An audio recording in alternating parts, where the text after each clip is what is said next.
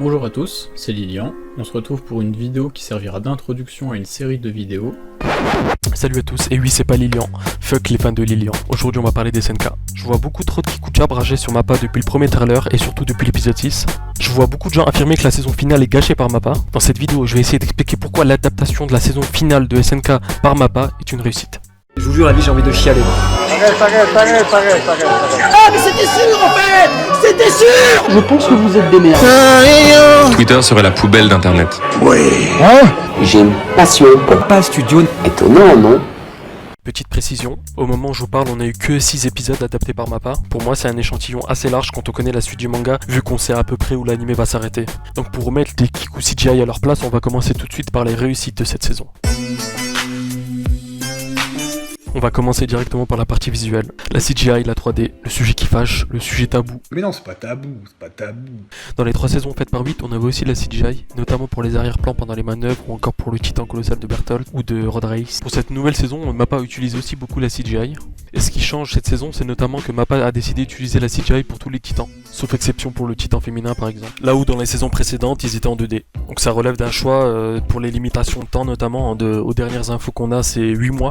Pour faire l'anime, c'est extrêmement court quand on compare aux autres, surtout quand on connaît le contexte Covid et surtout quand on sait que pour un anime lambda, même de saison, on peut en avoir pour 1 ou 2 ans. Et donc pour la plupart des personnes, il est là le problème, c'est l'utilisation de la CGI qui gâcherait justement la saison finale de SNK. Et là-dessus, je suis obligé d'être en total désaccord. Fâchez-vous comme vous voulez, je m'en fous. Déjà quand on connaît la justification de ce choix, donc je le rappelle, mais d'après les dernières infos, c'est 8 mois en plein Covid pour une œuvre aussi ambitieuse que SNK. Dans sa dernière saison, peut-être la plus difficile à adapter. Donc on voit dans les premiers épisodes que la CGI est utilisée pour des éléments assez mineurs et surtout pour les titans. C'est ça qui pose problème. C'est quoi cette ombre en fond là? C'est plus l'attaque des titans, c'est l'attaque de la mauvaise animation là, je suis désolé. Oh, on dirait un gros caca dans le fond là qui est en train de couler. Donc pour les titans, le premier problème c'est que déjà dans les saisons précédentes, ils étaient en 2D. Et bien évidemment que c'est plus facile à intégrer de la 2D que de la CGI sur du 2D finalement. Mais malgré ça, dans la dernière saison, Mappa a réussi quand même à intégrer la CGI, notamment par les plans, la luminosité ou encore les effets. Et le résultat reste quand même très satisfaisant. Et on voit finalement que les séquences qui posent problème, c'est celles où on voit le titan seul dans un décor. C'est finalement ces moments où on remarque le plus la CGI. Et là, pour ces quelques séquences, on peut reprocher à Mappa de ne pas assez camoufler la CGI pour la rendre beaucoup plus agréable à l'œil. Alors que le reste du temps, c'est quelque chose qu'il maîtrise finalement assez bien. Mais le niveau reste acceptable. La CGI reste meilleure que dans la plupart des animés et meilleure que celle utilisée pour le titan colossal ou Road Race dans la saison 8 par exemple. Donc quand je lis qu'on compare ça à Berserk et qu'on a deux doigts de me parler de la CGI de Kojoko, si vous voulez, il y a un problème. Maintenant on va parler du côté un peu plus cinématographique de cette saison. Et là-dessus pour l'instant je suis obligé de donner un avantage à Mappa. On voit qu'il y a plus de plans marquants. Là où dans les 3 saisons précédentes c'était surtout les scènes qui prenaient le dessus, qui sortaient du lot. Et plus généralement cette saison on a un côté beaucoup plus mature. Que ce soit dans l'animation, là on a beaucoup moins l'impression d'être devant un dessin si vous voulez. Et cette saison on a un côté beaucoup plus réaliste et quasi cinématographique, avec notamment le nombre de détails placés sur chaque plan par Mappa. On pourrait aussi parler du côté sonore avec une amélioration dans l'ambiance par exemple, et les reprises osées de beaucoup de thèmes, mais ça c'est plus du registre de Sawano qui est le même compositeur de BO depuis la première saison. Même si on voit des thèmes beaucoup plus présents et ça rajoute encore une fois au côté plus cinématographique de cette saison.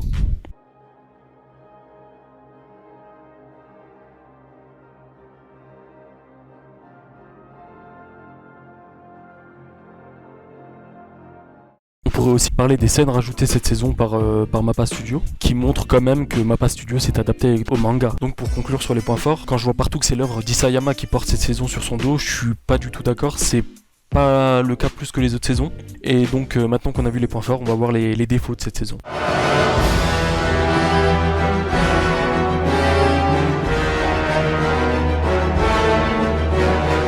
Vu que je suis pas rancunier, on va encore reparler de la CGI, même si j'ai dit tout le bien que j'en pensais. Notamment son utilisation plus que la CGI elle-même qui colle parfaitement, je suis désolé, qui colle parfaitement avec la 2D de cette saison et son côté beaucoup plus réaliste. Donc les principaux échecs, c'est quand on a les titans seuls, souvent dans des plans assez larges avec peu d'effets, peu de détails et pas un plan avantageux si vous voulez. Et je me répète, mais c'est vraiment dommage quand on voit que Mappa la plupart du temps arrive à camoufler via des subterfuges pour rendre les scènes et la CGI beaucoup plus agréables. mais après il faut quand même relativiser, on parle de séquences très très courtes, on parle en secondes sur le début de cette saison. Et ça reste quand même regrettable quand on voit comment ils arrivent à en tirer le meilleur dans les autres cas. Maintenant on va parler du principal défaut pour moi cette saison, encore plus et largement au-dessus de la CGI. On peut parler bien sûr du rythme de l'anime comparé au manga.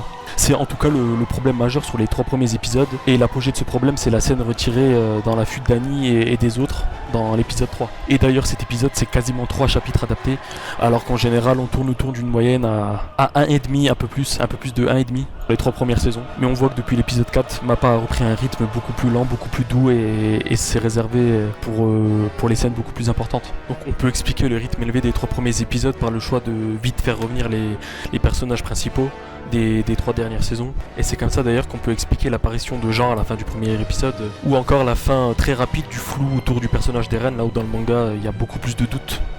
Derrière tout ça, il y a une logique de rétention d'audience. Ils pouvaient pas se permettre de perdre beaucoup de temps au début d'une nouvelle saison avec un nouveau studio, avec un nouvel arc où pour la première fois depuis le début de l'animé, on n'est plus dans la société entre les murs, et donc on a de nouveaux personnages en grande partie.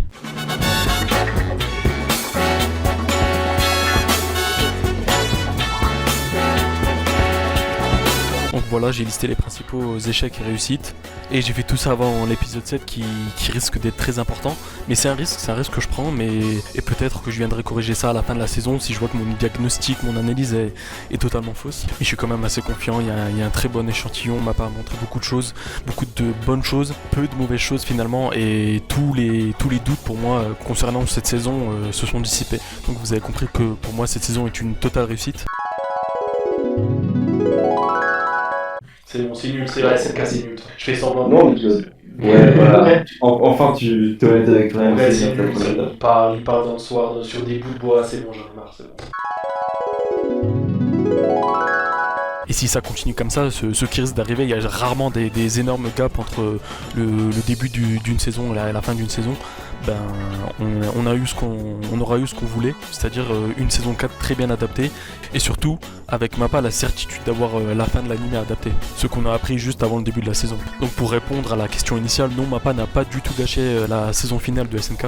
Après on peut préférer les 3 saisons de 8, et ça je le comprends totalement, il n'y a pas de souci, mais de là à dire que Mappa gâche la saison finale, c'est osé. Et moi je vais le dire, j'ai pas peur de le dire, mais vous avez sûrement compris que je préférais beaucoup plus cette saison, qu'elle me paraissait beaucoup plus mature, malgré les quelques défauts. Donc voilà, c'était tout pour moi sur l'analyse de la saison 4 de SNK, en tout cas ces 6 premiers épisodes. Vous avez remarqué que j'ai pas parlé du choix de l'OST à la fin de l'épisode 5, ou de l'ending ou de l'opening, voilà, qui sont excellents d'ailleurs, mais bon, je suis pas un Kiku Jap, faut pas abuser. Sisters, brothers and the whiteys, blacks and the crackers.